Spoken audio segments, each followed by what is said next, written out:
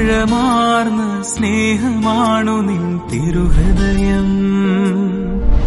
ആ മാറിലേക്ക് ചാഞ്ഞിറങ്ങട്ടെ എൻ ജീവിതം. ന്യായാധിപന്മാരുടെ പുസ്തകം 15-ാം അധ്യായം 15-ാം തിരുവചനം. ദലീല തൻ്റെ പ്രിയ തോഴനായ സാംസനോട് ചോദിക്കുന്നുണ്ട്, നിന്റെ ഹൃദയം എന്നോട് കൂടെ ഇല്ലെങ്കിൽ എന്നെ സ്നേഹിക്കുന്നുവെന്ന് നിനക്ക് എങ്ങനെ പറയാൻ കഴിയും? നമുക്കൊന്ന് ചിന്തിക്കാം. നാം സ്നേഹിക്കുന്നവരോ നമ്മെ സ്നേഹിക്കുന്നവരോ ആയവരുടെ രൂപം ഒന്നോർക്കാം. അവരുടെ വാക്കുകളും അവരുടെ സാന്നിധ്യവും അവർ സമ്മാനിച്ച പുഞ്ചിരികളും നമ്മെ ഒരു വിധത്തിൽ അല്ലെങ്കിൽ മറ്റൊരു വിധത്തിൽ നമ്മെ സ്വാധീനിച്ചിട്ടുണ്ടാകാം. ഹൃദയങ്ങൾ തമ്മിലുള്ള ആഴമേറിയ സ്നേഹബന്ധത്തിൻ്റെ അടയാളമാണിത്.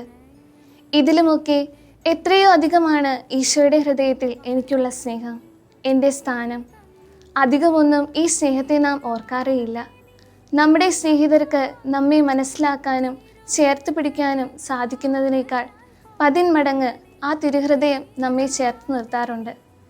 ഏതവസ്ഥയിലൂടെയെല്ലാം നാം ഓരോ നിമിഷവും കടന്നു പോകുമ്പോഴും ഈശോ പറയും, മകനെ മകളെ, നീ ഇങ്ങോട്ടൊന്ന് നോക്കിക്കേ, നിനക്കായി മുറിഞ്ഞ് കുത്തി തുറക്കപ്പെട്ട നിന്നെ ഒത്തിരി സ്നേഹിക്കുന്ന ഈ ഹൃദയം നിന്നോട് കൂടെയുണ്ട് കേട്ടോ. എല്ലാവരാലും സ്വീകരിക്കപ്പെടുമ്പോഴും അംഗീകരിക്കപ്പെടുമ്പോഴും എവിടെയെങ്കിലും അവഗണിക്കപ്പെടുമ്പോഴും ഒറ്റയ്ക്കാകുമ്പോഴും നീ ഓർക്കണം, ഇതുപോലെ എനിക്ക് മുൻപേ നടന്നു നീങ്ങിയ ദൈവം എന്നോട് കൂടെയുണ്ടെന്ന്.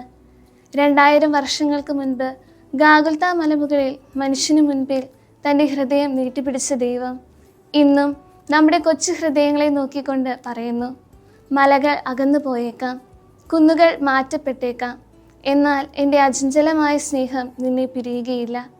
ഈ സ്നേഹത്തിന് മുൻപിൽ നമ്മുടെ ഹൃദയവാതായനങ്ങളെ നമുക്ക് തുറന്നിടാം.